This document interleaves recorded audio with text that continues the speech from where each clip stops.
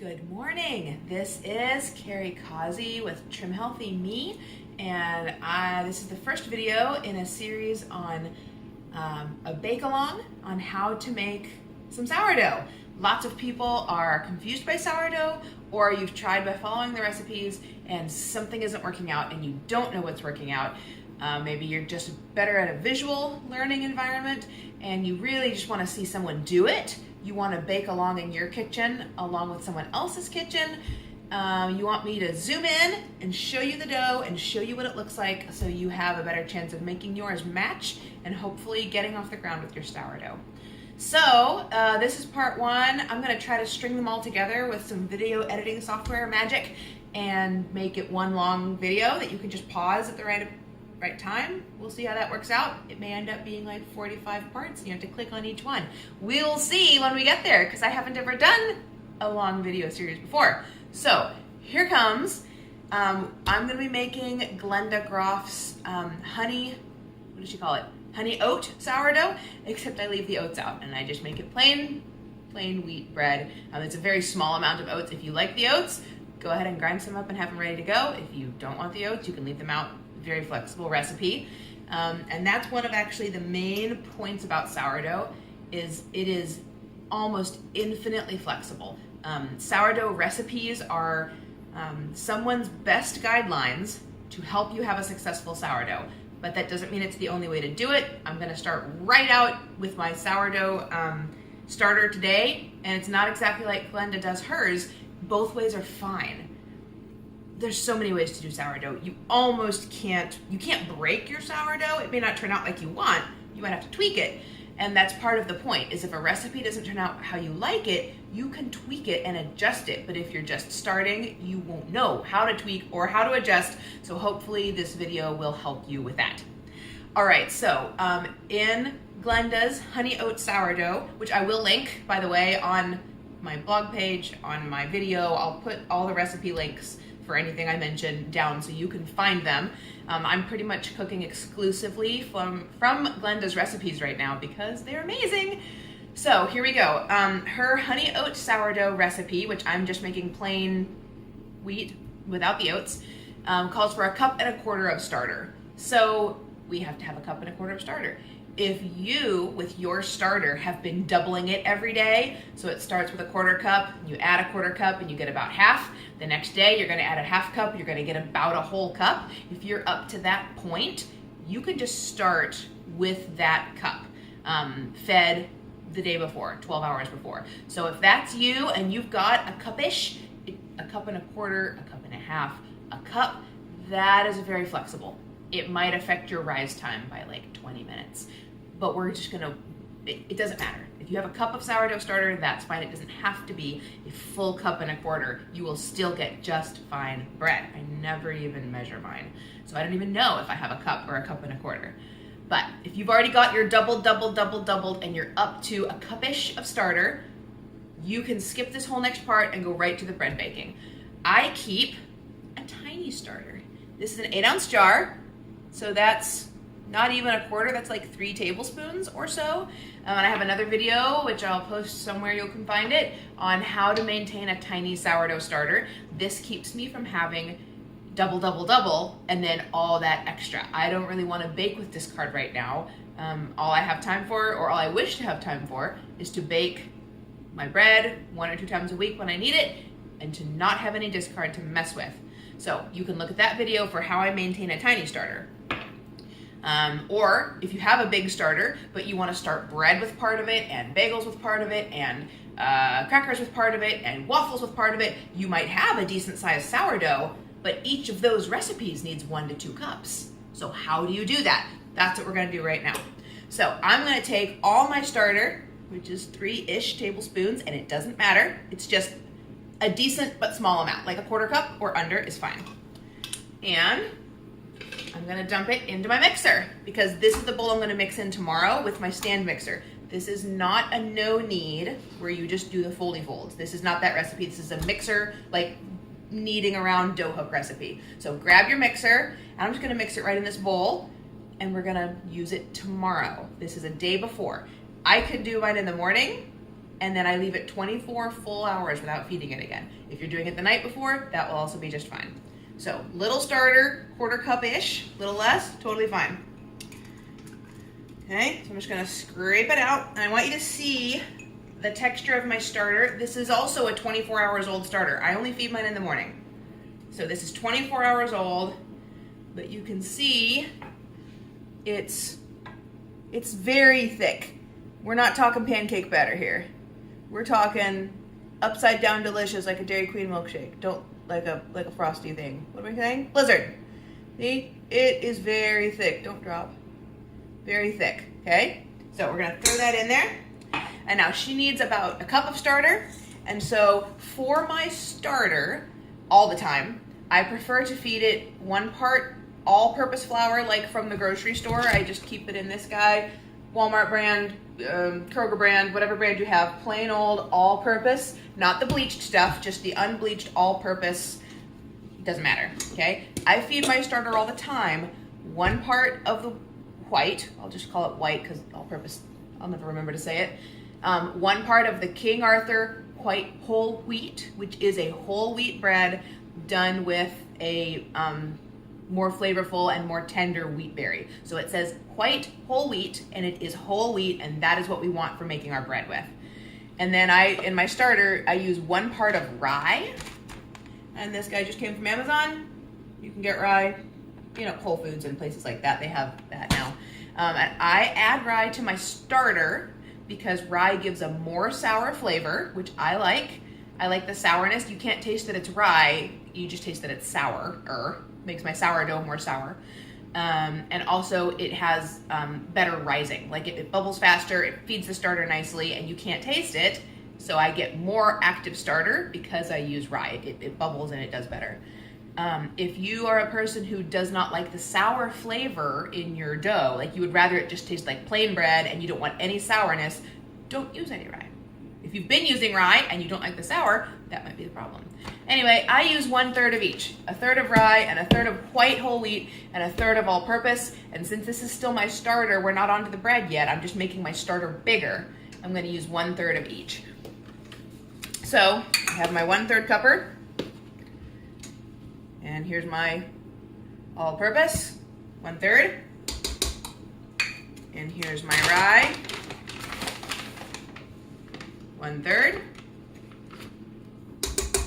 And here's my King Arthur white whole wheat. There it is in its container, KA there. King Arthur white whole wheat. Looks like I need to thicken up my Sharpie a little bit. Right there, toss that in. See, I did not measure like super ultra carefully. I also didn't weigh, and that's because it isn't that stressful. It isn't that important to everything be exact. Lots of people like to use grams and scales, and I have definitely done that. I've made lots of fantastic sourdough using grams and scales and measuring everything down to the but that is not required. All right, so I have 1/3 of each in there for about a cup of flour with my about a 1/4 cup of starter, and now I'm gonna add some water, and in the end we will get a cup, a little bit more, probably not as much as a cup and a half, and that's okay. So normally I just walk over to my sink and use my spigot because I have really good water that's non-chlorinated in my city. Chlorinated. If you have really strong chlorine, or you think maybe water is your problem with your sourdough, maybe use mineral water, distilled water. I'm not sure because I don't have to use it, but if you think your water is a problem, get a bottle of something and try that.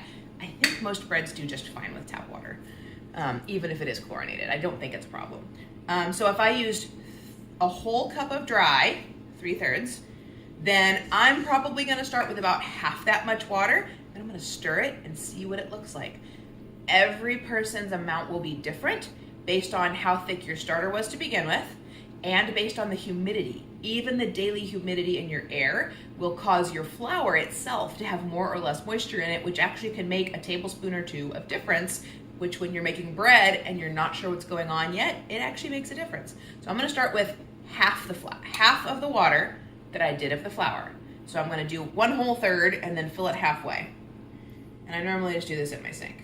Okay, there's a 1/3 and another 1/2 of one, so that's about half of the dry I got. And then I'm just gonna mix it up right here. I have a silicone spatula. Don't use a whisk for this because your whiskey tines will just get all full of dough and then it will be hard to press to get out. So I'm just gonna give it a mix. And again, I'm using this mixing bowl because my starter is just gonna sit right here and rise right in this bowl until I'm ready to use it tomorrow. I hope also that this will help you see that it can be easy-ish to make sourdough bread and not this great, big, huge production. It's a production, but not a huge one, right? All right, I'll bring the camera down in a second. I just need to get my stirring going.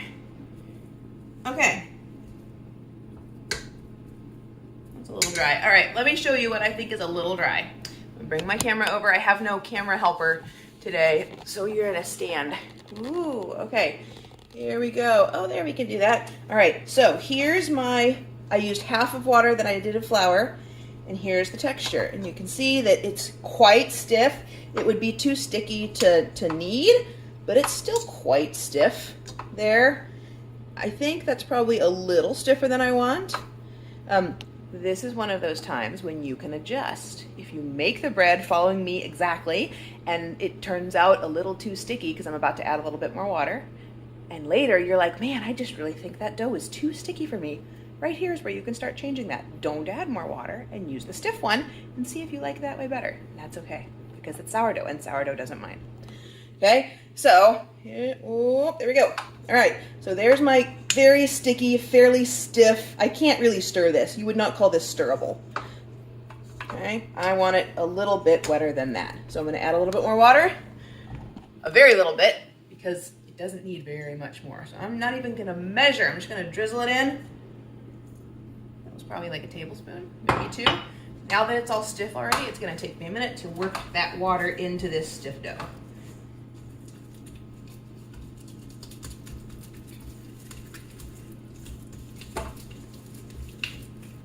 Once you've made this a few times, you will be able to say, I started with half water to flour, and that was too stiff for me, so I won't even start there anymore. I'll start with half water to flour and then add my extra tablespoon right off the bat because I know I like it that way. And you will be able to do that with future batches of sourdough. That's still too stiff. Whoop, there we go. If you end up too thin, you'll just stir in a little extra flour. It doesn't matter. The sourdough doesn't mind. It is still a group of yeasts, and their only purpose in life is to eat.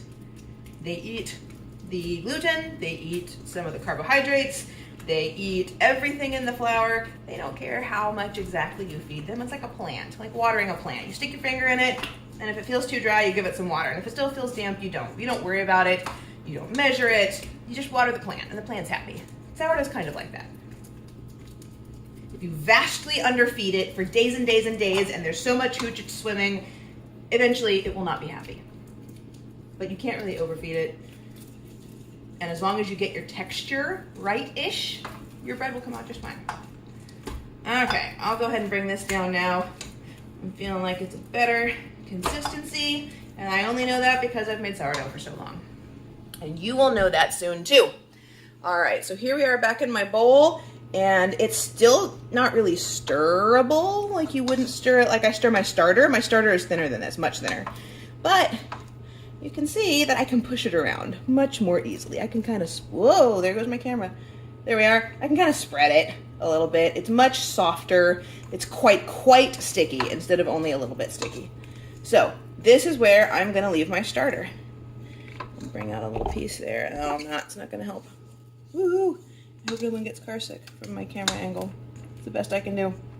All right, so I'm just going to scrape that down. I'm going to leave it in that bowl for 24 hours.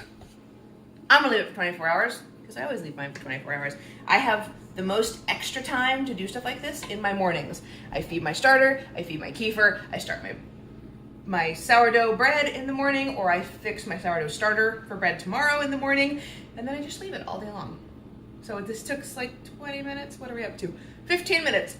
Excuse me, and I've been talking a lot. This is really like a 5-minute process, 6 or 7 or 8 minute process. So I'm just gonna leave it right here. Yeah, like that. I'm gonna cover it in saran wrap so it doesn't dry out.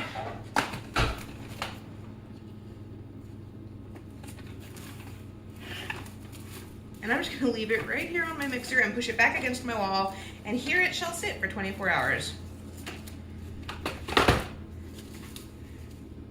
And tomorrow, you will see what it has done. So, just a quick recap. This is the day before I'm gonna bake. I'm gonna bake tomorrow in the morning, around 24 hours later. You can do this the night before and bake 12 hours later. You can do it after dinner and then bake in the morning after breakfast. It's not super critical. You don't need to put a timer on it. Anywhere in that realm will do. Now tomorrow when we bake, we do want to have a full 7 hours from mixing to baking so that the sourdough can fully consume all possible extra carbs and gluten and do all of its magic on the flour that allows this to be Trim Healthy Mama friendly for an E. So we do need 7 hours tomorrow plus baking for an hour. So you want to give yourself 8 hours tomorrow. So in tomorrow you are going to want to do this in the morning. Oh, the sun came out. Look at that. Now I can't see. But today we can just mix it up at any time today and we'll use it tomorrow in the morning. So I'll see you then. It is day 2 of our bake-along for making Glenda's honey oat whole wheat that I'm just making honey whole wheat with no oats. It's been a day since I videoed yesterday, and I wanted to show you the starter before I poke it. I do have to tell you something though. After I made the video, I decided that I actually needed to make another loaf of bread at the same time today. So I gave the starter that we mixed 8 hours so that it got good and puffy, but I wasn't going to use it yet. And then I went ahead and added more flour and water. So remember, we just had a starter. It was just a really big starter. Well, I made it a really, really big starter. So I'm going to take that out and make my other loaf first. So when we get into the bread baking, it will still be the right amount of starter.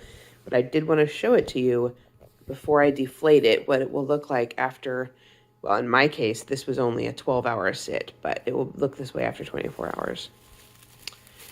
So here's this. Let's look down inside. Oh, thank you, camera.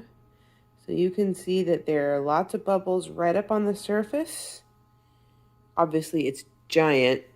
It's doubled from what I mixed after you saw it. Yours will still be doubled, but it won't be this big because this is a triple batch actually right now. There it is in there, very puffy and light.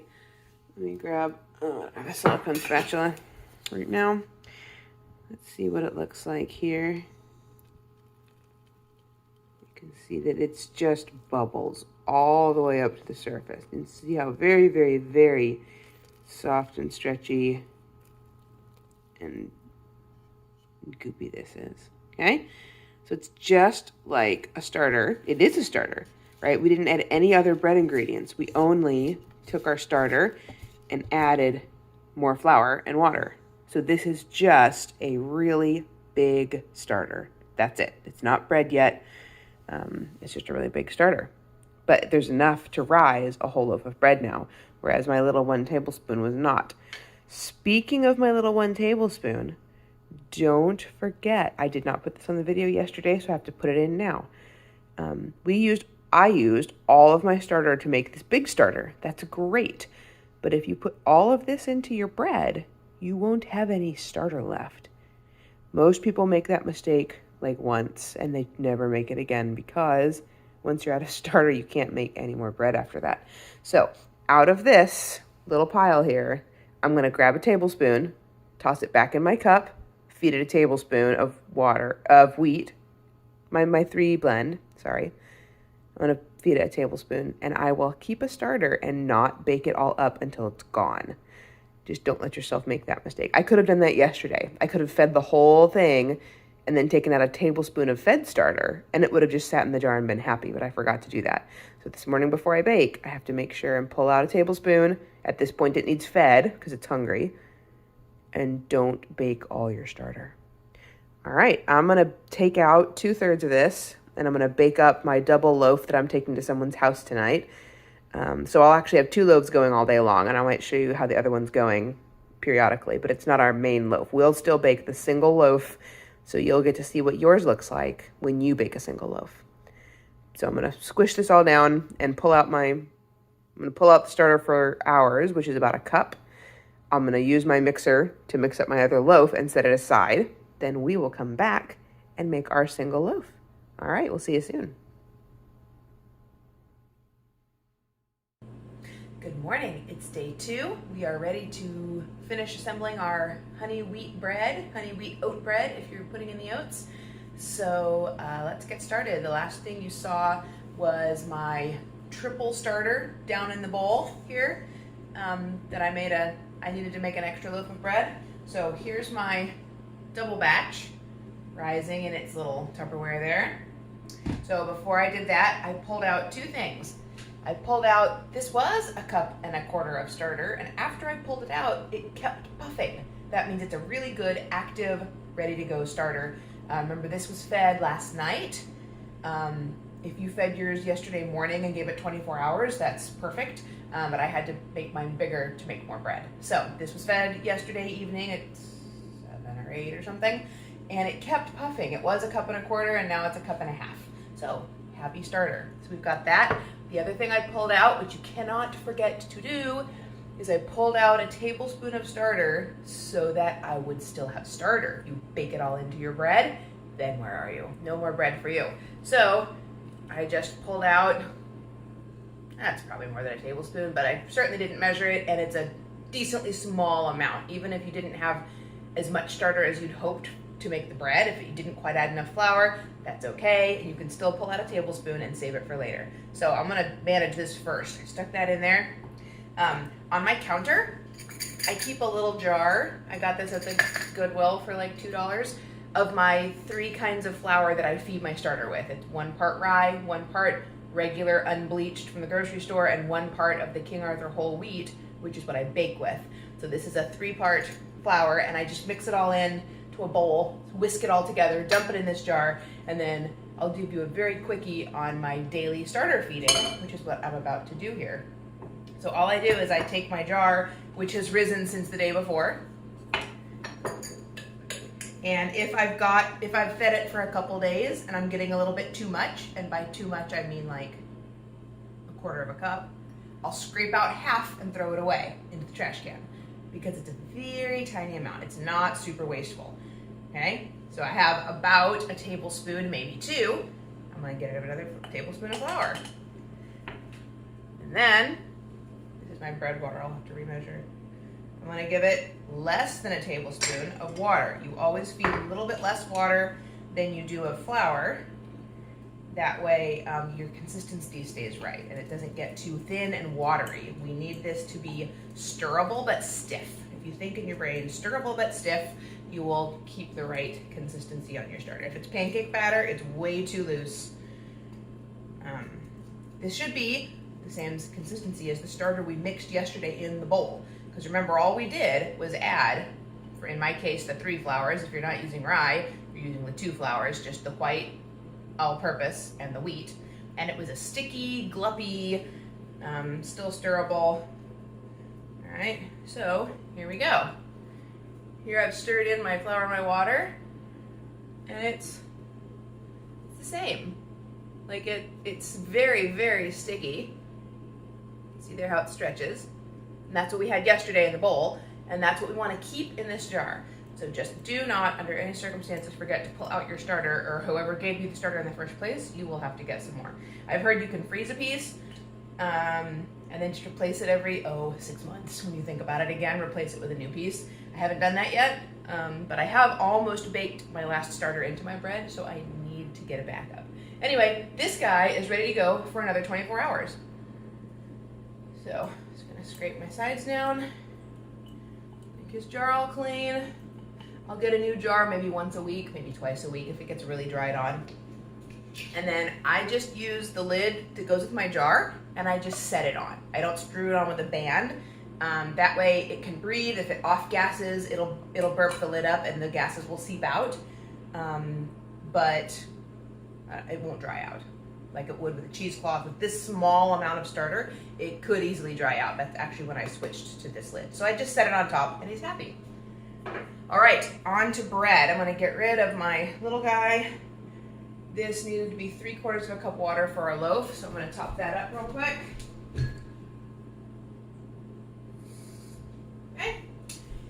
go.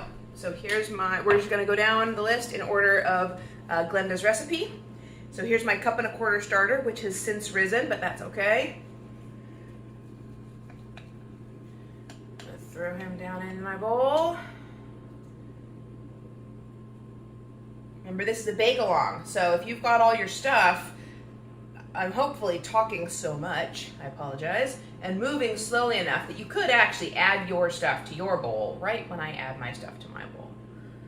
So that'll make me a little less boring and this take a little less time if you're doing it right along with me instead of watching it ahead of time. All right, there's my starter, my 3/4 cup of water. Again, I use my tap water. I think most people can use their tap water even if it's chlorinated. You might want to use special for your starter if your starter is giving you trouble, but for the bread, I think you can always use tap water. But if you have unexplained problems, then maybe start there. All right, we need a teaspoon of oil. I always guess my teaspoons, but I bake so much that I'm pretty good at estimating a teaspoon. If you're not sure, get a little teaspoon and pour it in. A whole teaspoon of oil? Yes, it is, a whole teaspoon of oil.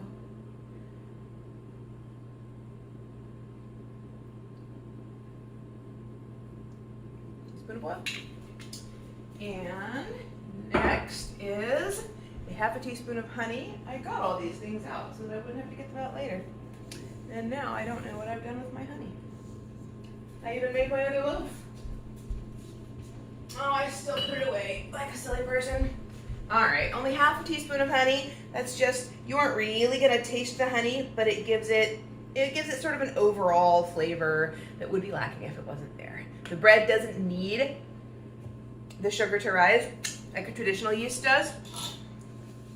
Traditional yeast needs a little extra sugar to give it a little bit of oomph so that it can keep rising and not just have the bread sugar, the flour sugars to eat. All right, this one doesn't. All right, a tablespoon of vital wheat gluten or dough enhancer. So this is fairly important. If you don't have it, just add a tablespoon of white flour, but it won't quite be the same. This is the gluten out of the flour that they've removed it and made it just almost entirely the protein part. It's 70 to 80% protein. And this is really, really helpful in whole grain baking. Traditional old-fashioned sourdough from the ages is actually all white. Not from ages past, but if you buy a lot of sourdough books, they will be almost exclusively unbleached or white flour because the grains are so fine, all the hull has been removed, all the nutrition has been removed, but that makes the flour really just able to lighten and puff and get those gigantic sourdough bread holes that we like in those grocery store loaves or the super artisan bakery loaves. If we're using whole wheat, the wheat is just heavier. It's heavier, it's more dense, it's harder for the water to get in, to stretch it. So we want to give our loaf as much chance of success as possible and make it lighter. I mean, we could eat dense brick bread, but nobody would really like that very much. So we're going to add just a tablespoon of this vital wheat gluten. We're going to increase the protein. We're going to give the yeast more to work with, and it's going to lighten the loaf. So if you have it, great. If you don't, maybe 2 tablespoons of white. That still won't throw off your Trim Healthy Mama. 2 tablespoons of white into an entire loaf of bread will not hurt you, but it will help everything to lighten just a little. This is what you really want though. This will help more than just a little white flour. So most decent grocery stores now, I mean, I don't know how far out they would send this out into the country, but this is just Bob's Red Mill. It's decently pricey. It's like $8, but you only use a tablespoon at a time. So this will last you many, many loaves of bread. All right, so next we're going for the lecithin, and that's 1/2 tablespoon. I've just dumped mine into an old jar. THM has sunflower lecithin. Amazon also has sunflower lecithin, which is what I have, because you use so little of it that you never use it up. I'll buy THM next time, but this is lasting me 1,000 years. I'm not really sure exactly. Lecithin isn't a normal bread ingredient. This is 1/2 tablespoon because I'm guessing, because it's not super critical. I am guessing we use this in milkshakes to help the fat and the water to emulsify and hold on, because you know fat and water like to separate. I can see this adding, again, more stretch and more flexibility in the dough. I don't know for sure, but that's what lecithin sort of does, is it binds and allows things to stretch without separating. So I'm guessing that's what it's here for. If you don't have it, it's not a traditional ingredient. You can probably leave it out, but I'm really enjoying this bread. Maybe it's because of the sunflower lecithin. I don't know. But if you have it, put it in. All right, and then if you're adding the oat flour, this would be the time to do that as well, which is just rolled oats ground up fine in your blender. If you don't want to buy oat flour, there's not really a reason to. It's only 1/3 of a cup.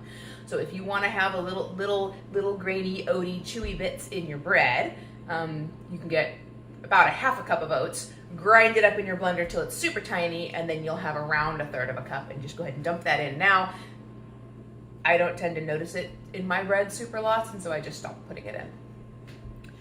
All right, so we're gonna add all the way down to there, and then we're gonna start mixing. The next 2 ingredients in her list are the flour, which we'll put in little at a time, and the salt. And so the salt is actually its own step. So here we go. We're gonna pull up the mixer and clip in the bowl and put in our dough hook. So this is what's gonna do all the kneading magic for you. I've got the big 6-quart mixer. I think your standard, like one you get from Walmart all the time, is maybe a 4-quart. So in my bowl, it will look like a teeny bit at the bottom. In your bowl, it'll probably be bigger. And your hook will be ever so slightly different than this one if you've got the small one. So we're gonna lift up our bowl, turn it on.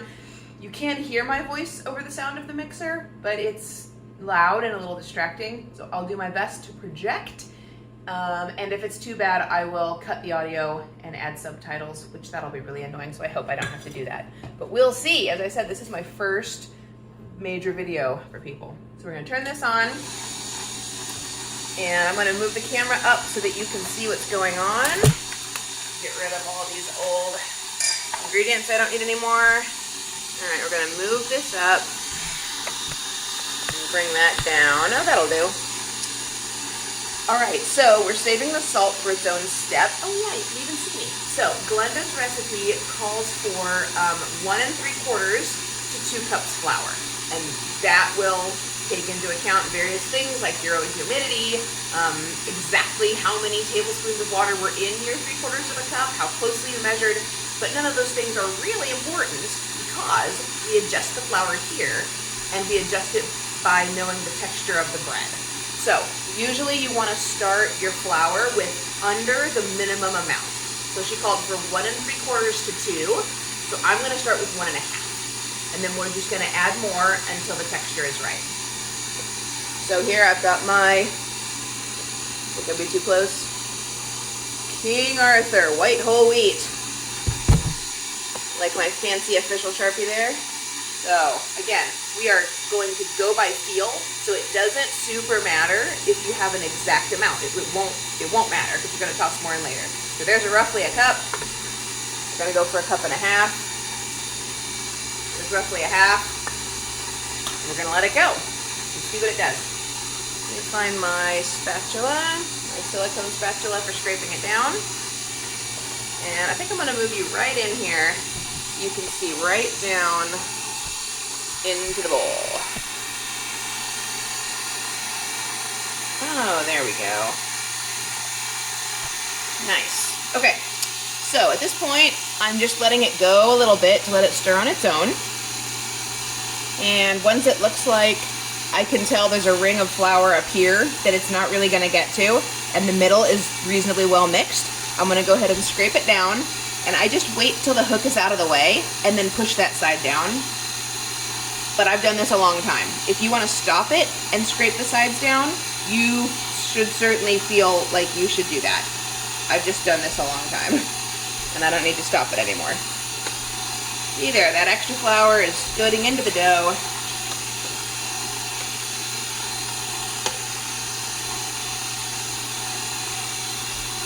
Okay, so this is reasonably well incorporated. We're not looking for perfectly smooth at this point. You can see that the hook is sort of just stirring around the middle, and that the edges are still sticking to the edges. Obviously that is not bread dough consistency, that's mixing consistency. It needs more flour. So I'm gonna get, a little bit, maybe another 1/4 cup. I'm just gonna toss that in, and then we wait. We wait for the dough hook to do its magic. Again, if you're baking along with me and you have enough brain power to do yours and watch mine at the same time, please feel free. All right, so here we can see that it's sort of dug a little hole in the middle, and then eventually it gets sticky enough to pull in the sides. But again, I'm going to scrape down the sides once it looks like it's reasonably well started to get all that extra flour in. You never want to add flour if it has still flour in the bowl. By the time you add that all, look at how much better it's doing now. I'm just gonna give it a little scrape down. Scrape down, scrape down. Alright, so it's stiffer than it was. But you can see down at the bottom, it's still sticking in a pretty big puddle at the bottom. It's really just a pile of dough in the bottom of the bowl that is being stirred, and that's not the texture we want. But it's getting close. So I'm gonna get another couple tablespoons. I'm not gonna use all this, I'm just gonna sprinkle some in. That's maybe 2 tablespoons, and we wait.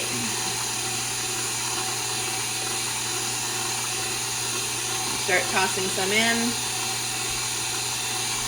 Start releasing it from the bottom, scraping it down with my silicone.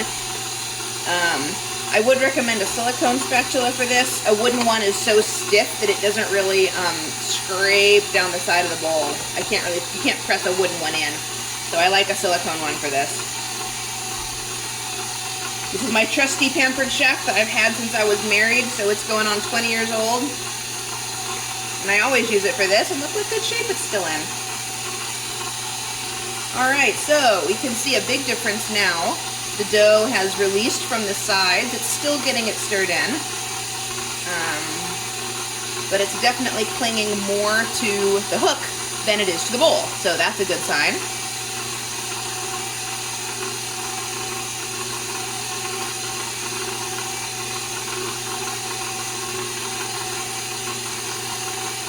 Alright, so it's cleaning the sides of the bowl.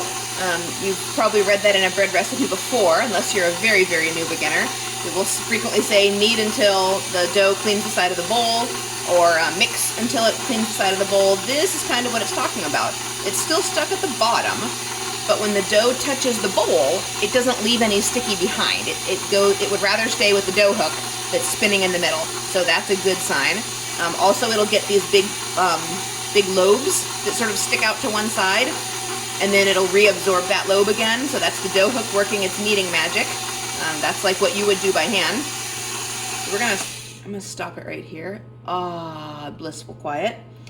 And we're gonna text the texture on this bread, and I hope I'm gonna be able to allow you to see that.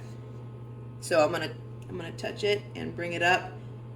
You can see that even though it's cleaning the sides of the bowl because of the speed of the mixer, it's still sticky to my finger. So that's still too sticky. If your dough is stretching up and like sticking to you, even if I hit it quickly, it's still, you can see the line it's leaving. It's still leaving a line where it tried to stick to me. And I'll be quiet. I'll see if you can hear this. I don't know if you can hear that or not. You can definitely see how much it's sticking to my finger. So that is not done yet. So we're going to turn it on and put in a couple more tablespoons. We're very close though. So at this point you don't want to overflour it just to make it go faster. So we're going to just put in another about 2 tablespoons and give it time to absorb.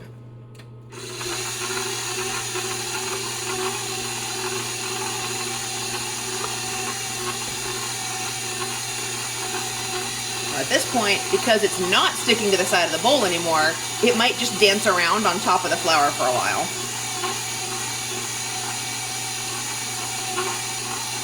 And then it'll come apart, and the flour will start working itself in. And if you want to help with the spatula, you can. Sometimes I just hold the dough from the side so that the dough hook has to tear through it a little bit more, and that will usually get it incorporated. And then I'll just let it go.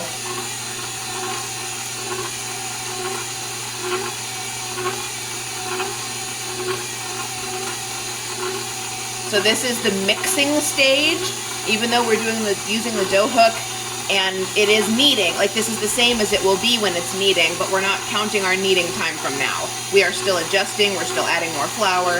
This is still the mixing stage of dough. Alright, So it's got those two like lobes off to the side that are going around and cleaning the bowl.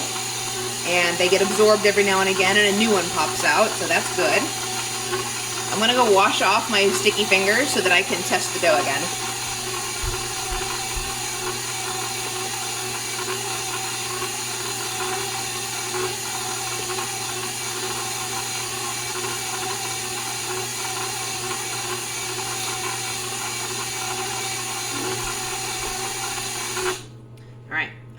Make sure your finger is dry, because if it's wet, it won't stick, even if the dough is sticky. Oh, that's better. So, you can see me down there. I can come off very nicely. It's still leaving a film on my finger, but it's staying together in its mass. So this is the time where the more you bake, the better you'll get. And at this stage, even if your dough is still a bit too wet, your bread will not be ruined. It'll still turn out just fine. This is just a matter of, oh, my perfect loaf, and oh, my best texture is, and that will come with practice. So I could bake this right now, and it would still turn out well. It might be a little harder to handle slightly later, just if it's a little too wet. I personally, with this amount of stick, I'm gonna add like 1 or 2 more tablespoons. So you can, depending on how much flour you've shaken in when I've shaken mine in, you might be needing to add 1 or 2 more, or it might be like, you know, no stick at all. You might just be able to be like, wow, there is nothing on my hand and this is stiff. So you have to judge your own texture. Yeah, I think I'm gonna add just 1 tablespoon more. I want it just a tiny, tiny bit drier. Just a little bit more. There's about a tablespoon. All right, here we go. 1 more tablespoon, doink, and then we'll move on.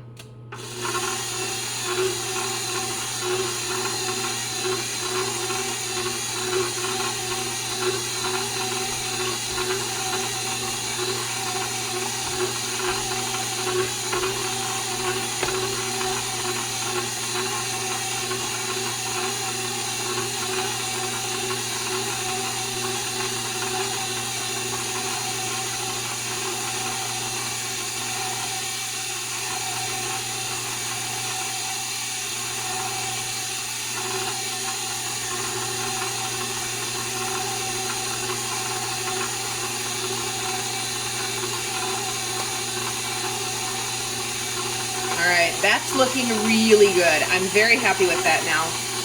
You can see that it isn't even sticking in the bottom of the bowl anymore. The hook is able to move the entire mass. Nothing is staying on the bottom. It's completely cleaning the sides of the bowl, and I like my dough at that consistency. There is really no more sticky left. Really no more sticky left. I can smack it. I can pick it up and, well, you can't see. I can pick it up and let it go, and there's very little sticky on my hand, and it's cleaning the bottom of the bowl. All right, so the next step is to rest it for 20 minutes before we add the salt. That's a fairly important step. If you skipped it and you forgot and you added your salt, that's okay. Your bread will still turn out. This is just helpful for getting your whole wheat to be lighter and rise higher. So don't freak out if you forgot to rest it for 20 minutes. That's okay. But I'm gonna let it rest for 20 minutes and add my salt afterwards. So I'm gonna stop the video, give it 20 minutes, and we'll come back. We're just gonna leave it right here in the bowl, because remember I said all this mixing wasn't actually kneading. This was just mixing. So we still have to do our kneading step, which will be 8 minutes in a minute, okay? So in 20 minutes actually. So we're gonna rest 20 minutes, then put in the salt and knead. All right, here we are back. It's been 20 minutes. And before we get going on our salt and our kneading, I want to see if I can help you see the texture of the bread, the dough that's here. I want to try and get some from the bottom without disturbing the top and get it closer for you. All right, so I don't know if you can see the surface of the dough is still a little on the shaggy side. Like, it's slightly dry because it's been sitting for 20 minutes. but you wouldn't call this as smooth as satin or anything like that. Like, it's stretched and it got mixed and it's fine, it's good. But you can still see some texture there. I don't even know if you can in the video. You can still see some texture maybe right there. There we go a little bit. Yeah, I just wanted to show the difference between it right now and after we finish kneading it, how much different it will be. And once we turn on the kneading, I'm going to explain to you what kneading does and how it works. For those of you who do not need visuals, I'm sorry, I'm about to give a visual, and it might be long and tedious if that's not your learning style, but lots of us are visual learners, and so I'm going to explain a visual about kneading. Of course, holding it that long, it's going to stick to my hands. Yeah, I'll wash after. Okay, so at this point in the recipe, the only thing left to do is to add the salt and to knead. And we're gonna let the mixer do all the hard work. So this is one of the only major changes I make to Glenda's bread, is I don't find that her recipes have enough salt for our family's personal preference. She calls for half a teaspoon of salt into this 2-ish cups of flour, and I've made several of her recipes, and I find that all of them have about half as much as our family prefers, and I don't find mine very salty. So I don't know if they're on a low sodium thing or if they've just had homemade bread for so long and they eat less packaged food and that their taste buds maybe just don't need as much salt as mine do. So I double the salt in her recipe. So she calls for half, but I'm using a whole. Sorry, Glenda, I need saltier bread. So we're just gonna dump that on. And then we're just gonna turn on the mixer. And I never really even mentioned, I'm always using the first setting on the mixer. On the KitchenAid it says stir. If you have another bigger, cooler one, it might say knead mode or whatever, but it's the lowest setting, the slowest setting. And her recipe says to knead for 5 to 7 minutes.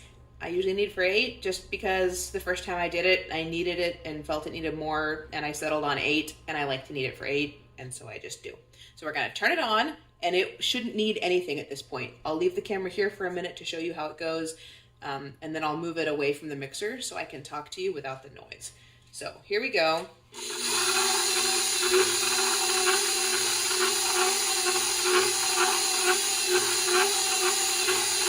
The dough hook should be able to get all that salt worked in, no problem. I'm gonna watch it for a minute. It looks like it's all nicely clumped up on the dough hook. And hopefully, yes, there it falls down the side. If it just stayed clung up on the hook forever and never fell down, then there wouldn't be any actual mixing going on. It would just be spinning in a circle. Kind of just spinning in a circle. It's breaking down a little bit, down off the hook. I mean, I'm gonna go ahead and use my spatula and press it down a bit. Go ahead and give it a knock. Just use the tip and push the dough down so that it has to be mixed, and see how it goes. There, it's got the little horns coming off the side there.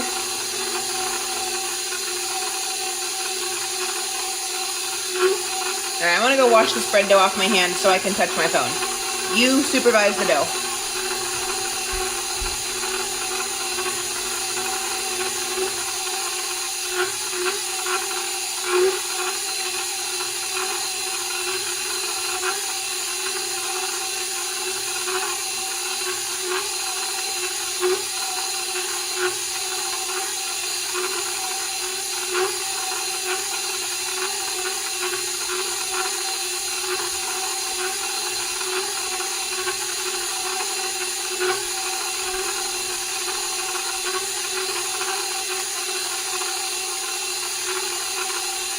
Alright, still looking good. It's still got the horns out the side, which occasionally the dough hook is able to pull back in and push back out. So that is kneading very well. That's exactly what we want to see. It's cleaning the sides, it's cleaning the bottom. Nothing is sticking anywhere. That's exactly what we want. At this point, if after your 20-minute rest, you've turned it on and it is sticking, you can go ahead and sprinkle in more flour at this point. Ideally, most of the flour or all the flour is in the first set of mixing that we did, but you can still add flour. So if you're like, oh no, this is sticky, it's not cleaning the bowl, go ahead and sprinkle more in as it goes, and it's fine. And it can still count as the 8 minutes. But looks like we did this one the right way, and it's very happy. Okay. So we're gonna move away from that for a second. There we are. Hi, you can see me again. And I wanted to give a quick visual on what's going on when you're kneading, like what the kneading even does and how the sourdough works, how bread works in general with the kneading. Because you need all breads, regular white breads, yeast-raised breads with the baker's yeast, the powdered yeast that you add, as well as sourdough. So think about your wheat, and I'm really just killing time waiting for 8 minutes. Think about your flour, any kind of flour, and each little grain of flour is like a rubber ball, just a little tiny itty bitty but rubber ball. Okay, you have a cup of flour, you have a cup of teeny tiny balls. All right, now if you just mix water into them, they will absorb some, and so they'll puff a little bit, so it's a slightly puffy rubber ball. Okay, but they're still individual pieces sitting beside each other, just puffing up a little bit. Okay, so when we did our first mixing, where it was kind of kneading, but we were mixing in ingredients and we were waiting for the texture to be correct, the consistency. So what we were doing was we were spreading around, we were mixing those slightly puffy rubber balls, and we were causing them to stretch. So imagine that your rubber ball is getting squeezed and pulled into a rubber band. Okay, so now it's a rubber band. What happens when you pull a rubber band? You pull it out and it stretches and it really wants to pop back, right? It's very elastic and it wants to pop back all the time. You pull it, it pulls back. So what we did when we were mixing is we took all of those wet, puffy rubber balls and we started stretching them. So they all got pulled out like rubber bands and they all got tangled around each other and they were forced to stretch and wrap and stretch so that they couldn't pull back. Imagine a tangled mass of fully stretched rubber bands with all that tension in a knot. Okay? So imagine that. Now we let it rest for 20 minutes. So what happens is those fully pulled out rubber bands relax in place. So they were in a big knot that was hard and they were pulling in on each other. They couldn't. And then as we let it sit, they continue to absorb water and they relax in their place. Okay, so all that tangled knot, they're still wrapped around each other, but instead of keeping that rubber band tension, they just relax right in place. So it's more of just a toss-up, more like spaghetti noodles, limp, relaxed spaghetti noodles rather than a knot. Okay, does that make sense? Now, when we go back, so we rested for 20 minutes and that allowed that relaxation of the gluten. So now we're going back and kneading it. All of those relaxed strands have absorbed more water, relaxed in their places, and the tension is now pretty much gone. They are still strands, but they've been pulled out so far in the mixing process and they're so relaxed now that the kneading process just pulls them and there's no more tension. Now they can freely and easily wrap around each other and continue to get longer and longer and longer. Each of those little bands that we're thinking of as rubber bands is going to get so long, it's going to wrap and wrap and wrap around all the other bands. And that is what gives your bread the ability to stretch up and rise without just out like a pancake. It shouldn't die like a pancake and spread out thin. So the stiffness of the dough helps with that. But mostly it's the kneading and the stretching of the individual pieces of gluten that allows bread to rise up without breaking and without just falling over the sides. I hope that's a good visual for you. I hope that helps you understand about the mixing and then resting and then kneading again. And I'm going to add one more step later that will help the bread to hold its shape better. Yeah. So hopefully that's helpful. It was for me when I read that somewhere or heard it or figured it out. I don't remember how I got that information into my brain.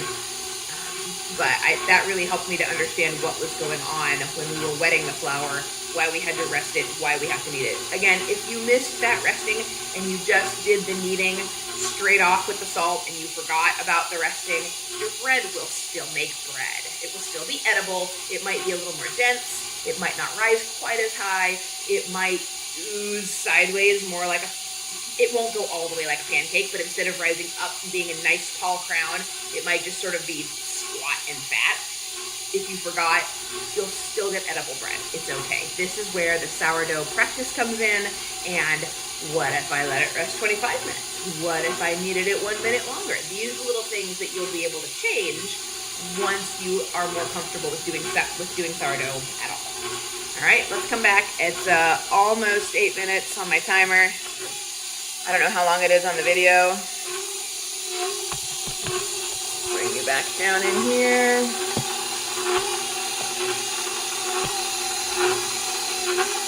Alright, it's moving around very nicely. We've kind of lost the little horns off the side. There's just one, and every few turns it gets absorbed and a new piece of dough gets pushed out into its place. The hook is definitely doing its job and kneading it very nicely. If you are coming across this video and you do not have a KitchenAid stand mixer, that's okay actually. You can do bread by hand, especially one that's this soft and borderline sticky. I'm not going to give a kneading demonstration. There's lots of kneading demonstrations out on the internet already. Look up how to hand knead bread dough. And so the 8 minutes that Glenda gives in the recipe is for a mixer. You usually want to double that if you're doing it by hand, because we aren't as fast, we aren't as efficient. Yeah, so if you're going to try this by hand, that's perfectly fine. But you'll want to give it closer to 15 minutes. You may be able to knead for 5 and rest for 5. And do that in 3 sections. So you've got 15 minutes of kneading, but there's resting in between. Again, that will relax the gluten and make your kneading easier in the exact same way that we just described. So knead for 5, rest for 5. So altogether it would take you like 45 minutes. That seems like a long time. I don't know. Look it up on the internet if you need to knead this by hand. But if you're doing it this way, 8 minutes will be just fine. All right. So did you see it relax there? I don't know if you could see that. So here's our dough now. We brought it up to the camera and compared it at the beginning before we kneaded it. So I'm going to scrape this off the hook, pull it up out of my bowl. Oh, you can see it's able to be, whoops, let me move this back and I'll bring the dough back over. It's able to be pulled out of the dough without too much sticking. See there? Even I can get it out, not just the dough hook. Okay? So if you hold it for too long, it will stick, especially on your palm. I don't know why the palm is worse. But you can see that the dough now is very stretchy. The surface isn't nearly as rough. It stretches beautifully without making torn, ripped spots. That's just great. And I've held it for too long, so I'm sticky on my hands. Get that off of there. Okay, so I should have greased my bowl before taking this out. Here, you know what? Go back in your bowl. All right. That's all right. So the next thing we're going to do is go ahead and put it down to rise. I really like my batter bowl, my Pampered Chef batter bowl. This is the 8 cup, the big one. I like to rise my dough in a bowl that is more upright rather than more spread out. So this is a relatively steep-sided mixing bowl because later the shape of the bowl will help my bread to keep its shape while it's rising, and I want it to be tall and not wide. If you just have a regular bowl, that's okay. It really is okay. Your bread will still turn out fine. I've just discovered that this is my favorite bowl to rise in. Okay, so we're gonna spray it. If you have regular pan spray, I have one of these cute little olive oil spray bottles. This one's called Evo, and it's from Amazon, and it was kind of expensive, but you can't put oil in a normal spray bottle. It doesn't have enough oomph to get the thick liquid. This one's an oil bottle. So you can give a few sprays. If you don't have any spray at all, just pour a little bit of olive oil in and rub it around with your hand. All right, so we're gonna peel this dough out again. And it's still pretty sticky, and that's okay, because I can't get it too dry. We're gonna put it in the bowl and let the bottom side get covered in oil. Then we're gonna flip it over so that the oily side goes up and the bottom is covered in oil. So we're just gonna oil it all over. And here it's gonna sit for about 2 hours. Now, ooh, there we go. If I'm laying down, can you see me? You can. All right. So in Glenda's recipe, she says to rise it for 5 to 6 hours here. Then you're gonna shape it and put it in your pan, which we'll do, of course. And then you're gonna give it another 1 to 2 hours. So that's the end time is between 6 and 8 hours. You need at least 7 to sour your dough sufficiently. The extra hour is really quite helpful. So if you can give it 8, that's a good thing to give it. You don't want to shape it and put it straight into the oven. I'm telling you this now so you can finish planning your day. You don't want to shape it and put it straight into the oven because it needs to rest and rise in its pan or in its final shape. So I have an extra teeny tiny step, very, very small step that I do to mine to help it with its shape, which we'll do. That's not in the original recipe, and you don't need to do it. If you need to leave the house for 6 hours and come back, that's completely fine. You don't need to do this next teeny tiny step I'm going to show you. But I find it helpful after making bread for so long to do this extra little step. I find it helps the bread to rise higher and to have a lighter inside and be less dense. So for now, I'm going to give this dough, I think 3 hours. I think I'll give it 3 hours, so that'll be right in the middle of Glenda's 6. All right, so it's gonna be 3 hours. I'm gonna do a little bit of I'm gonna dump it out, I'm gonna handle it very gently, I'm gonna put it back, and we're gonna let it rise the rest of its 3 hours. And then we're gonna put it in the pan and give it 2 more hours. So sourdough is a long process, and that's okay. It's okay to be long. If you start first thing in the morning, you can still have it out by dinner time. All right. I was gonna try and do a slow-mo, not a slow-mo, a fast-mo. A time lapse, there we go, that's the word. So you can watch the dough puff. I think I will. I just won't have my phone today. It'll be on this stand all day long. I'll have to plug it in. All right, well, I'm gonna leave this and we'll watch it puff. We'll see. And if I can make my video editing software do it. If I can't, then I won't, and you won't get to see it. You'll have to watch your own dough puff. All right, we'll see you in 3 hours.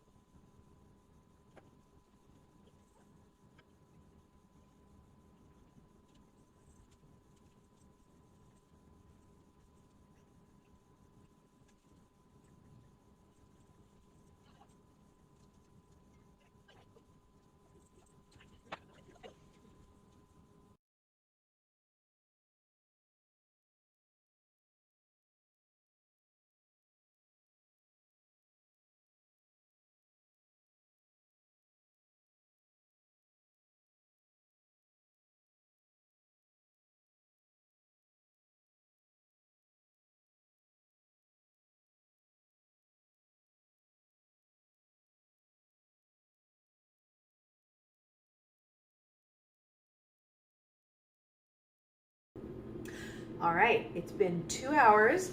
I said I was gonna make it 3, and then I added up all my hours, and I actually have to leave my house before this is supposed to be done. So it's gonna get a 2-hour first rise, a 2-hour second rise, a 2-hour rise in the pan for 6 hours of rising, but we already mixed it for like 20 or 30 minutes before, and then we're gonna heat the oven, so it'll be approximately 7. I would prefer to leave it for closer to 8. So if you can, leave it for closer to 8, but we're gonna eke in right at 7 because that's all the time I have today.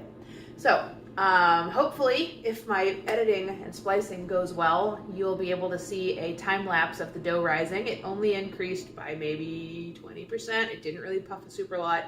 That should change in this next rise. Let's see. What am I gonna do first? I'm gonna show you our bowl, which you've been looking at.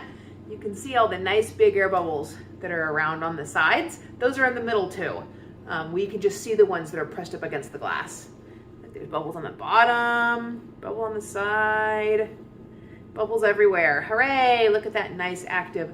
So bread dough is really just one giant glorified starter with extra stuff like honey and salt and the gluten and things, the extra vital gluten, but it's really just a giant starter. So here's a tip. If at this point you realize, I never took out my starter, the world is over, take a tablespoon of this, feed it on the side. The teensy weensy little bit of salt and honey and things will quickly over the next couple days, as you throw away part and feed it again, that'll be all gone, and you can still have some starter at any point in the dough process. In any recipe, not just this recipe. If you're ever doing anything else anywhere and you realize I've used up all the last of my starter, I still have dough, you can just take a tablespoon and call it good. All right, so this is a little extra step that I do from my years of sourdough baking. I've learned that I like to do to my bread to help it with its structure. So let's go back to our stretchy ball and rubber band analogy. So we got our rubber balls wet when we stirred in the water to begin with, and they puffed up a little bit. Then while we were mixing the initial mix, all of those rubber bands tangled all around each other and stretched really tightly, and then we gave it 20 minutes and it relaxed. Okay? Then we kneaded it for 8 minutes, and all of that kneading took those stretched out rubber bands that lost their tension, and it just stretched them and swirled them, so all those gluten strands were just going every direction, but they were no longer tense, right? They were relaxed and easily stretchable. That's what we have here. We rose it for 2 hours, so now they're even really, really, really relaxed, just like so far relaxed. So imagine, again, a plate of spaghetti. Spaghetti doesn't really have any structure. It's just laying there in a heap, and everything is which way. It's relaxed, but it's a heap. We don't want a heap. We want our dough to have all of its gluten strands going in a sort of a round spherical direction, so that when it rises, right, you take a plate of spaghetti and you mess it around with a fork, it goes out and out and out and out. There's nothing helpful about the long strands if they're haphazard. If they're just out in a heap, they'll just smoosh out any way they want to. We want our dough and all the gluten strands we've created, we would like them to all be traveling in the same sort of a round direction, so that they will help keep tension in the loaf and make it rise up instead of puddling out like the pancake. Okay? This is the first step that I'm gonna do to help the loaf get all of its gluten going the right direction. It's crazy easy. It's literally like 15 seconds if I wasn't talking through it. Hello. Hello. If I wasn't gonna talk through it, it would take me 15 seconds and I'd be done. Okay? Talking through it, it might take me a minute. Okay? We're gonna help the dough get its strands of gluten oriented in a spherical round around the sides direction. Okay? That's what we're gonna do. So, here it is. Let me turn this over around here, bring you down a little so you can see. All right, here we go. So we've been rising. Oh, and I wanted to see how big it was. It's about up to, it's touching the sides almost at the 1 quart line on this bowl. All right, so all I'm gonna do is I'm gonna handle it gently now. We are going to let some of the gases out, but this is not like the punch down again step that some bread has, because we don't have any powdered baker's yeast to make it like ridiculously gassy. We just have gentle sourdough. So if we smash all the bubbles out, it won't be any good. Okay, so we're just gonna gently pour it out. Remember, it was oiled on the bottom, so it's gonna come right out. It's not gonna stick. And then all I'm gonna do is what we call a letter fold, which, guess what, is folding it like a letter. Okay, so I'm just gonna pull it out. Whoops, it's so not sticky, it's not even sticking to my countertop. I'm gonna pull it out gently. I don't want my fingernails to poke through the back if I can. And I'm just gonna fold it up over the top. Ta-da! And I'm gonna do that on this side too. I have to hold it. Pull it out, loop it on top. So the gluten strands that were on the bottom got stretched lengthwise and folded up. So they're going this way now. Okay, we're just gonna do the same thing with the direction. Now that it's long and skinny, it's even easier. Okay, we're gonna pull it out gently, fold it over, and then same thing this side. We're gonna pull it out gently and fold it over. So now these two sides have been stretched and folded so that they're going this way in a circular pattern. These are going this way in a circular pattern. So all of this all of the gluten that was haphazard has now been sort of standardized. Some are going around this way, some are going around this way, and it's gonna help the dough keep its shape while we bake it instead of just letting it splat, okay? That's all. If I wasn't talking, it would have been 1, 2, 3, 4, and finished, okay? Because I let the video go on this, I didn't cover it, and so the outside has a few little dry spots on it, which you won't have if you cover yours. So I'm gonna put a little bit more oil because I want you to see the next rise. So I'm gonna put a little more oil in here, a little bit of oil on there. You won't need to respray yours if you put a lid on it or greased straight wrap. Okay, we have all these folds on top and we don't want them to unfold. So I'm gonna put it back in upside down, just the way we brought it out, okay? So I'm just gonna take this guy and put him in upside down. Make sure his top is a little bit greasy. Or cover it and it will be just fine, okay? So you can see it's still a pretty half full. We didn't really deflate it almost at all. So we will see how well this guy rises in 2 more hours. The next step will be putting it into its pan. There we go.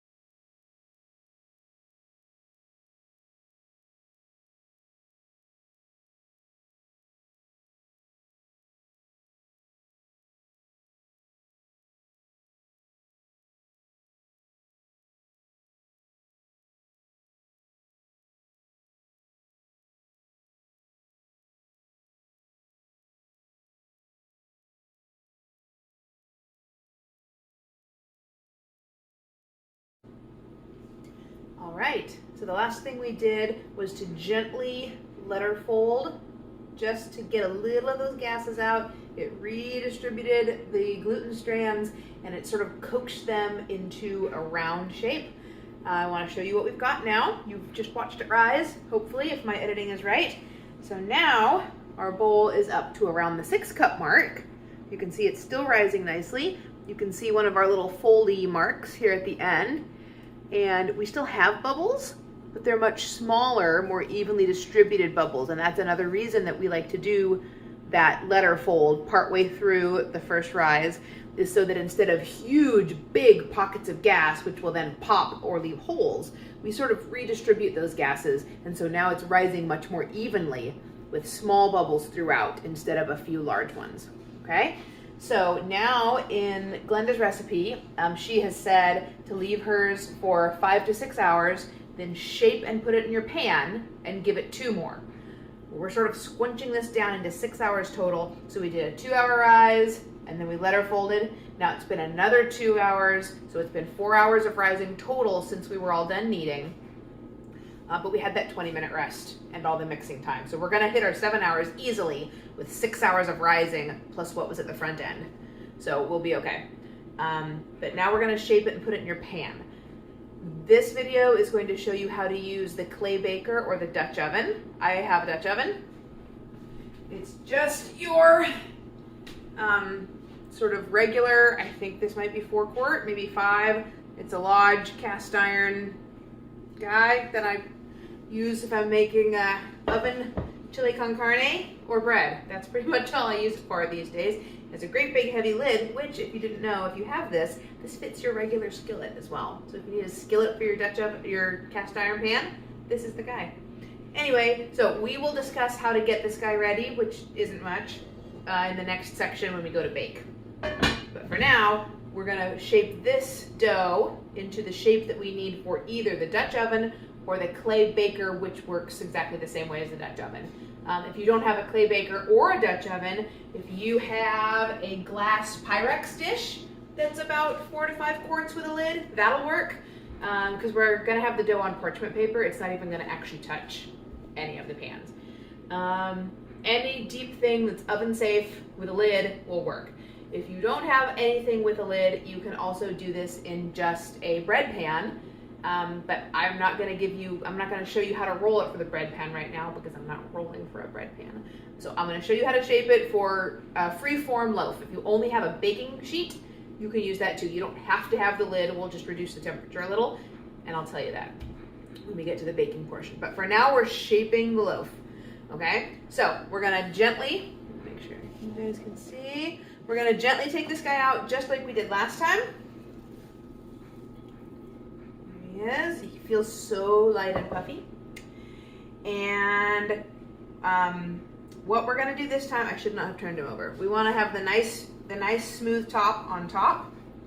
And all we're gonna do is we want to continue to pull those glutens down around the ball to the best of our ability and coax it into a sphere and not let it pancake. All right, so all we're gonna do, there's a little bit of too much oil on here.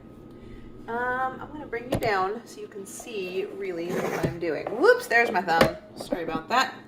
All right, so what I'm gonna do here, if you've watched any bread baking shows, you may have seen the chef like rotate the dough around on the counter and it like whoop, tightens up into a cute little ball. They do it for buns, they do it for big loaves of bread, they just go wah, wah, wah, wah, wah, wah, and it shapes it just right up. I'm gonna show you how to do that in a slow way, and you can do it slow. You don't have to be an expert chef to do this, okay? So all I'm gonna do, this is my smooth top. You may be able to see it pretty well, actually. I'm gonna push it forward. It's too oily. I need to get to a dry portion of my counter. There we go. I'm gonna move you over. There, okay. So I'm going to put my hand down on the counter, and I'm gonna push the dough. I'm gonna make it stick on my hand so that you can watch this front edge. It's gonna sort of tuck because it wants to stick to the counter, and it's gonna pull it down as it moves forward. Okay, so that has made this smooth edge tuck under and made it a little bit tight.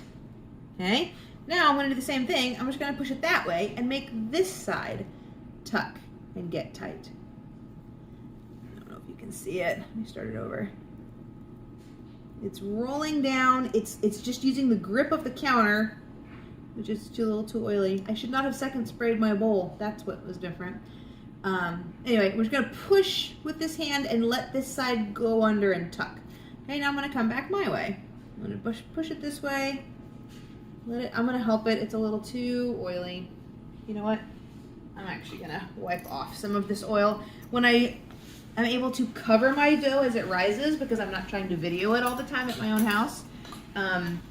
It doesn't dry out, I don't need the extra oil, and the ball of dough is not this oily. Yours won't be this oily. Don't double spray your pan. Okay, that's helping a little. Okay, I'm gonna pull it forward, and it's just tucking right along. I'm gonna roll it towards you so you can see that these little lines are, it's still dried out some. I'm just gonna scoot it forward, and you can see that it's gonna dive. That was really good. It's gonna dive right under and it's gonna tighten itself. Okay, I'm gonna push it this way, let it tighten under. I'm gonna pull it back towards me and let it tighten under. I'm just gonna go in all the directions. I'm not going fast, but you can see already that this is a much tighter ball and it's standing up taller than it was when I got it. Now you notice I'm being gentle. I'm not squishing it. I'm not gouging it, I'm not deflating it, I'm just tucking the outside little gluten strands that we've been working with without hurting the gases in the middle.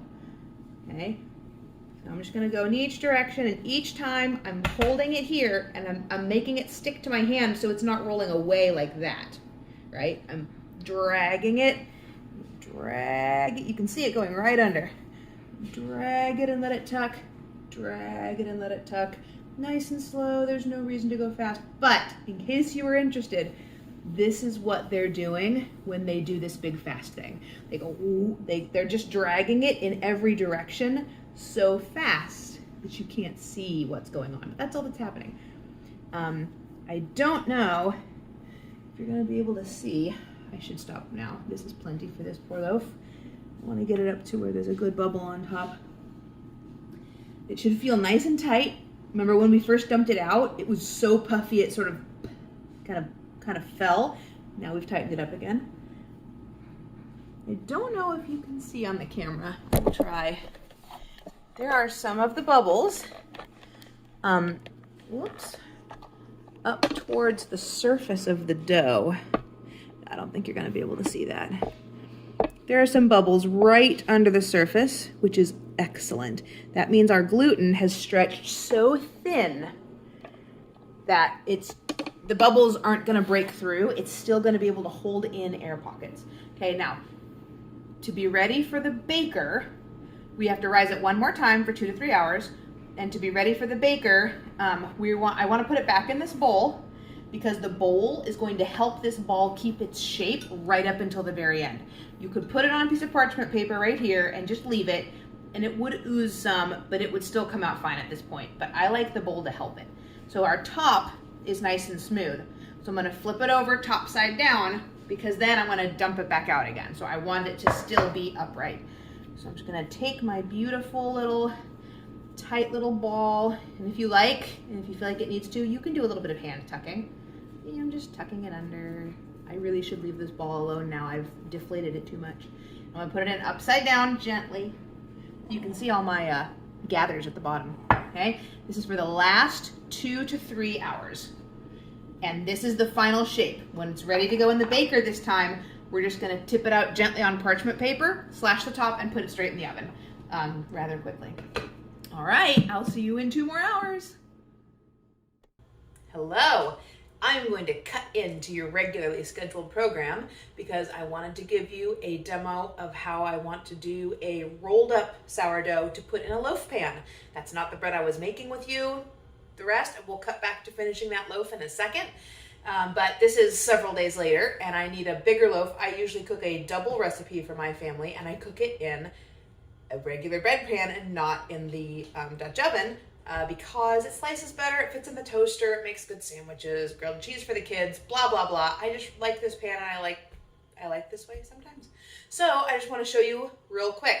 So as I said, this is a double batch. So this dough is just a double batch of the regular dough we've been making. Let's see what else is important that's different. I've covered it every time, so I didn't use any extra spray oil anywhere, so it stayed nice and moist with just the original sprayer on the bottom of the pan. It rose for 2 hours. Then I turned it out, did my letter folds, and just put it right back in and covered it. Just use your same piece of wrap and just put it back over. 2 more hours. So now it's time to shape the loaf. Now for yours, you've just seen me shape it and do the ball and scrape it all around and make it as tall as possible. We put it back in the bowl to help it keep its round shape. And then in a minute, you'll see when we get it back out again, we're going to be very gentle and try not to touch it at all so it doesn't fall, because we want to keep all those bubbles. When you're doing a loaf pan, this is the last time you're going to touch it. So we're going to prep it all up. We're going to do a rolling up and a little bit of rocking back and forth, and we're going to scoot the sides in to tension it only this way. Then we're going to put it right into the pan. So then we're not going to touch it anymore until the end. We're going to give some slices to the top, and that's going to be it. So this is my double batch. You can see how much bigger it is in my mixing bowl. I just rise it right in my mixing bowl. I don't turn it to another bowl at all. Just keep it in the same dirty bowl. This is my Pullman pan. It does not matter what kind of a pan you use. This is a traditional one. You see how square it is? It doesn't have the slanty outsides. It just makes a square piece that fits in your toaster and makes a sandwich that's nice and square. That's it. It's reasonably heavy. Like it's fairly solid. I think that this steel or aluminum or whatever it is coated with a silicone surface. You never ever use a tool in it, and if you did, it would be wooden. So the silicone stays pretty well. I got this off Amazon. It was like $30. This is a double-sized pan. This is a 2.2 pound pan. Your average bread is 1 pound, so this is a double. So I make a double batch and it fits in this and fills it up to the top. This brand also makes, well, everybody makes also a 1 pound pan, and it's like that long. It's quite a bit shorter. It's not fully half shorter, but anyway, you can get a 1 pound for single loaves. You can get a 2 pound for double loaves. And the nifty fun thing about this pan is that it comes with this nice lid, and that's what helps it maintain its squareness. You rise it all up and then slide this on, and it goes in this way. And when the bread rises, it hits the ceiling and it fills out the corners and it makes a square loaf all the way around, like old-fashioned white bread that we don't have anymore. So anyway, I like this pan just because I like this pan. If you have a grocery store metal pan that has the slanty sides, it'll make a nice dome about the top like a traditional loaf with no lid. So use whatever pan you've got. I will say I have this cool Pampered Chef stoneware one that I've always loved, but I have always found that regular 1 pound loaves are too small. So you're gonna roll it up, and if you put it in this reasonably large pan, it will look a little small in there. It won't rise up past the top. It's just, there's not enough dough for this size of a pan. So if you only have a stoneware pan, feel free to use it today. But you may find that you want to do like a 1.5 batch. I usually have to do a 1.5, maybe 1 1/4 batch of bread just to make enough dough to fill the pan up properly. If you have like the grocery store pan, this is like a 9 by 5. I believe I've measured it before. It's 9 by 5 inches. Ones at the grocery store tend to be about 4 by 8, and that is about a 1 pound loaf. So if you have a grocery store pan, ceramic or metal or glass or whatever it is, it should be about 4 by 8. Your 1 pound loaf should do just fine. All right, and if it doesn't, it'll still bake fine. It just may not be shaped the way you like. So you'll just increase or decrease whatever you need. So here's my pan. Whatever pan you're using, you just want to butter it. And I just take my butter container that I have out and I fold up a paper towel and I just swipe some and just rub it over all the surfaces. You do want to go ahead and make sure that you cover it well. It doesn't need to be thick at all. It can be really, really wiped out thin, but you want to get into the corners and you want to get all across the bottom. It's not just a quick swipe. It's like a proper coating, like you would bake a cake. You coat the whole thing and then you dust it with flour, and you can see the flour has to stick everywhere. If the flour is not there, then the cake will stick there. Same idea. You're going to butter it everywhere. We don't flour it. But you do want the butter to be completely covering down in the corners and everything, but it can be very, very thin. So paper towel trick, that's my trick. All right, so I'm going to set this back there at the back. You still see it slightly. My lid is off to the side because I don't need it right now. So here comes my dough. You've just seen me doing all the rounding scooting. So here's the way you do it for a loaf pan. And it's the same for a smaller loaf or a larger loaf. Your pan and your dough and everything matches, so the method is the same. We're going to slide this guy out. I already did that folding. I said that. All right, that's a big old boy. Maybe I'll angle you just a wee bit. There we go. Okay, so again, we don't want to flatten all the bubbles out, but we do have to get it into our shape. So we're just going to gently pat it into a rectangle or square. That is just about, it doesn't have to be all the way as long as your pan, but it should be close. It'll get a little bit longer as we roll it and squeeze it. It'll squish out a bit. Okay, so here we are. It's a little bit of a rectangle. Now, the bottom side, because we flipped it over, that was the nice smooth top that we had before. We're going to leave that down there. And again, we're going to try to not rip it with our fingers as we work. We're going to try to stretch because we want all of those fibers of the grains, the gluten strands, we want them to all go the same direction. And in this case, we want them all to go in a tube shape. Okay, so I'm just going to pick this guy up. This isn't really particular. If you just think about don't poke holes in it, then you won't poke holes in it. Okay, we're just going to roll it forward like a burrito. And I'm just going to tuck. I'm just picking this up and tucking it. I'm giving it a little bit of extra stretch. I'm not just putting it there. I'm sort of, giving it a little bit of oomph to stretch it as we go. Leaving the bottom, not damaging it. Trying not to. Look how nice and big and fat that is. All right, it's a little bit sticky. That's okay. All right, now I'm going to put it up here where I can work with it. I put the seam on the bottom so it rolled all up and had a place where it met. I'm just going to give that a little back and forth. Now what I like to do, you've got this cinnamon roll looking at the end. If that's left on its own, they will tend to rise, separate from each other, and make a gap like cinnamon rolls. So I'm just gonna tuck that guy under gently, just a tiny bit, just like an inch is fine. Just tuck him under. I'm gonna do the same thing on this end, just so that cinnamon roll stays closed up. Tuck, tuck. Okay, now he's a little shorter than my pan, and that's fine. Here's my pan, and that's where he's a little shorter, that doesn't matter. Now, same thing we just did. I can't do the whole thing at once because it's large and it's sticky, but that's okay. I'm gonna scoot him that way, and he's gonna this side's gonna be tucking under, and then I'll just go down the loaf and scoot him that way with the side of my hand. This is not anything complicated. I'm just moving him across the countertop, and he is sticking, and I'm just scooting him gently, and that's tucking it. Okay, this hand is also giving some tucks of its own on this side. Okay, now when I come back this way, scoot him over and let this side tuck down. He's getting longer just because I'm moving it and it's stretching out. You see how it's tucked nicely in? I wonder if I bring you down like that. And I bring my thingy down like that. There, look, now you can see my loaf. So I'm just gonna scoot. You see, I'm not squishing it. I'm not deflating it.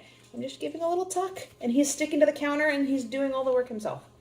Okay, there was that side. It's all tucking down. He looks like a really nice, it looks like a full-size loaf of French bread from the grocery store, like the baked size. Like, there's my arm. Because this is a double loaf. This is a good-sized loaf of bread, all dough. Okay, I did that a couple times, and now it's nicely tucked, and now he's as long as a pan again. That's it, okay? I have to get him into the pan. That's a little hard. So you're going to have to manhandle him just a little and flip him in all at once. I'm going to roll him up. Sort of get underneath, try to keep the smoothness on top.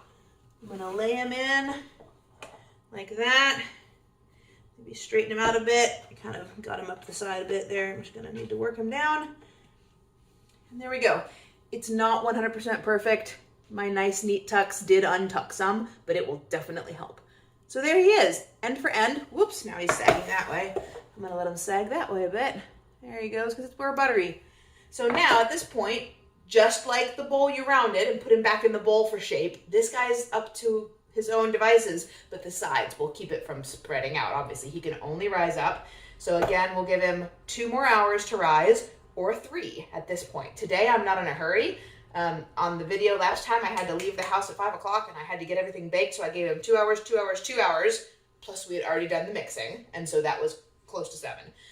Today, I'm not in a hurry. I'm gonna try and give him 3 hours in the pan before I bake him. That's it. That's all you do to go put it in a loaf pan. So we now return you to your regularly scheduled bread baking.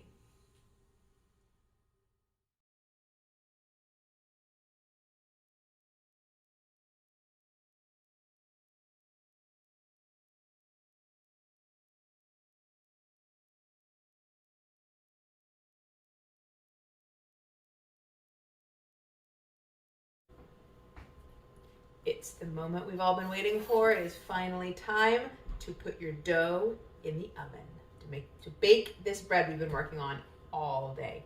So about 20 minutes ago, I started my oven and I put it on 425. It doesn't matter if it's convection or not, especially if you have a Dutch oven or a clay baker with a lid on it. It doesn't matter because it's gonna be covered up. The reason that we use a baker with a lid, if possible, is because as soon as the bread gets into the oven, it's going to start releasing steam. And we would like to keep that steam right down on the bread because that will keep the crust soft and allow it to rise for longer before the crust hardens and it can't stretch anymore. We should talk about now what happens if you don't have something with a lid. If you do, let us rewind. If you have a clay baker, if you have a Dutch oven like I just showed you, if you have a Pyrex dish, a deep Pyrex casserole with a lid, anything with a lid, you want to put in your oven while it heats so that the top and the bottom and the oven are all getting up to 425. Okay? We'll pull it out, drop our dough in, put the lid on, and put it back in quickly so that the heat from the oven will be right there concentrated right on the bread and keeping the steam in. Okay, so all 3 of those are going to work exactly the same way. We're going to do that moving on parchment paper. If you have a bread pan that doesn't have a lid, you're going to have your dough already in your pan. I did not make a video on it this series because I didn't do mine in a loaf pan. I'll do another video later for that. But if you have a loaf pan and that's what you have to bake it in, when we shaped it into our round, it's called a boule if you want to be fancy. You shaped it into your round ball and pushed it around like I did and got it all round. That'll go in the big ones. If you wanted to do a bread pan, I'll just give you a quickie. You would have patted it out into a very, very fat rectangle. Again, we wouldn't have been squishing it. We would have just been patting it gently, and then you would roll it up gently from this side and then scoot it only left and right, or long ways. You have scooted it back and forth so that it would stretch only into a sausage shape. You just would not have done the ends.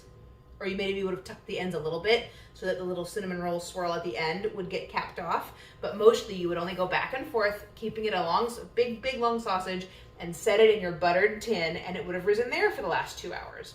And then you would take that whole pan and stick it in to probably a 375 oven.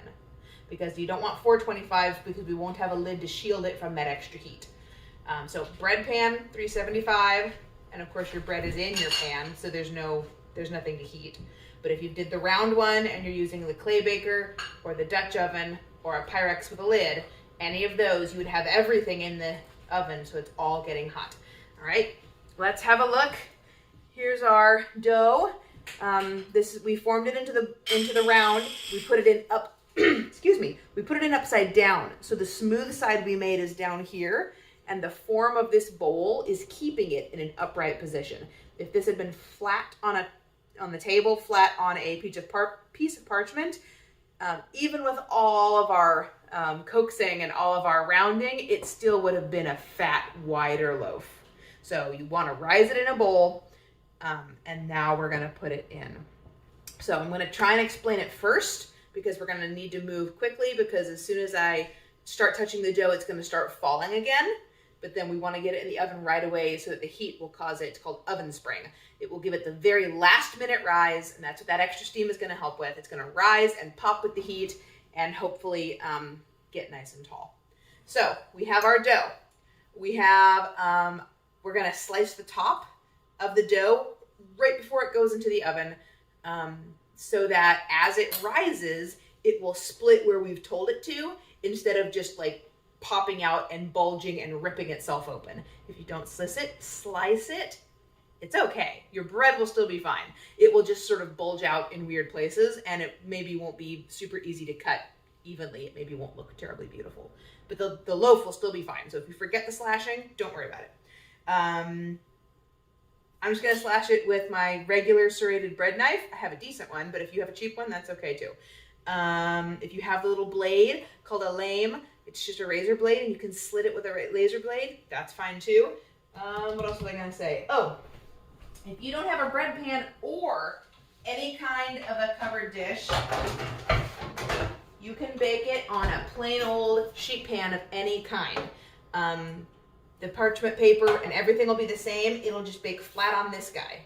Again, because we won't have any cover to protect it from the heat, if you need to bake it on a flat pan like this, just do the oven at 375 instead of 425. 425 for cover, 375 for open.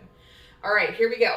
We need some parchment paper. You can get the roll, the standard. I don't know if this is going to be forwards or backwards on the video. Oh well, this is the Reynolds wrap.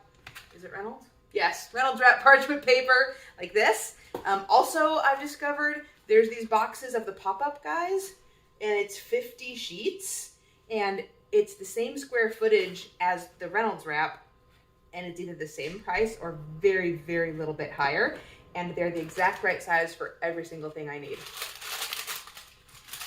So to me, it is worth it to get these little pop-up sheets. They fit this pan. They're a little bit smaller than this pan. This is a quarter sheet, half sheet. I can't remember what this pan is called. Anyway, it fits on it very nicely. It holds like 4 rows of cookies by like 6 long. It's really great for everything. So this is what we're going to use. I'm going to go ahead and do it on this pan. just because if you had the pan, you would then toss the pan in. All right, so here we go. I'm gonna try and move quickly, and if I have to explain more things after, I will. What I'm going to do is I'm going to gently tip this out onto my parchment paper. I'm gonna get out my baker first. Quickly, I'm gonna get out my baker so that the hot baker is right there and ready to go. I'm gonna tip this out, and we're not gonna mess with it anymore because it doesn't have any more opportunity to reinflate. This is all the rising we're getting. And so I'm just gonna tip it out so that the bottom was our round side, so it'll be up now. I'm gonna give it like a half moon kind of a slice nearly across the middle. You can play with your favorite slice pattern later when you're a better sourdough baker. You can try all kinds of new things. Top it out, slice it. I'm going to immediately pick up the parchment paper. Remember, my baker is 425 degrees. And I'm just going to lower it into my baker, put the lid on immediately, and then put the whole thing back in with the pot holders, which are here. Get everything ready over here. You don't have to hurry, but you don't want to dally either. Okay, there's pot holders. There's that. There's my knife. I have everything. So here I go. So my baker is hot. There's a hot lid. Here's a hot baker. All right. Here comes my dough. Gently, gently out there. Nice and round. I'm gonna give him a slice.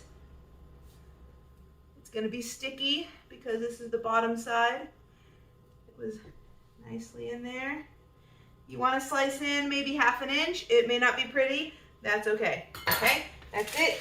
Grab your paper. Drop him in. He's not going to sizzle or anything. Okay, don't forget your pot holder. Lid on. So he is baking now. He immediately gets the heat. So now we're going to put him in the oven.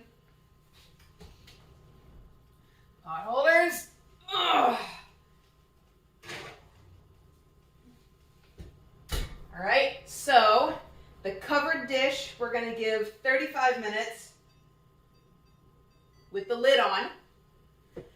And then we will pull the lid off because at some point the crust is going to crisp over and it won't rise anymore. And at that point, we actually need to get the top to brown. We need to take off the lid so that it can finish browning and the excess steam can be released so the bread can start drying out. So I will see you in 35 minutes. I'll bring you down to the oven and we'll have a look of what it looks like when we get it out. Okay, so it's been 35 minutes. We're gonna have a peek into my oven and see how our bread did. My lower oven down here is the only one tall enough. Pull this out where we can see. Here comes the big reveal. I have not seen it yet. Oh, ooh, I even outdid myself. Look at that glorious loaf. We did well, girls. All right, so don't want to let all the heat out of the oven. That even browned nicely. And it's glossy? I don't know what I did differently. Mine doesn't always turn out that good. Well, just for you, extra good loaf. So we took off the lid and we're gonna give it 12 more minutes. 12, lucky there with the lid off. And then I will show you how to tell if your bread is actually done or if it needs to go a little longer. All right, the time has come. Time to get this baby out of the oven. I'll make sure and tip it up so you can see. Here we go. So it's been 35, take off the lid, and 12 more. And it's the most beautiful loaf I've ever made. There she is. Now, how do you know if it's actually done? You use a regular old meat thermometer. I have this nifty foldy one from Amazon. Whing! It's like a pocket knife. So, whole wheat bread needs to be 208 in the center. So, if you don't want to ruin your beautiful crust, find a little hole or a bubble. Stick it in there. And I've got 210. So we're good to go. She's done. So I'm just gonna grab, this parchment is cool already. Just gonna pull him out. Get rid of this. Don't forget your pot holders. Turn off my oven. Put it up on a cooling rack.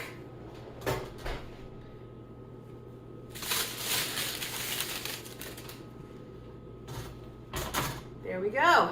So now comes the hard part. You thought that was hard? You know what's hard? Not cutting into it for at least an hour. That's the hard part. I will tell you why that is. So your bread is really, really full of steam right now. It used steam to rise. It was baking inside. It got big and beautiful because of the steam.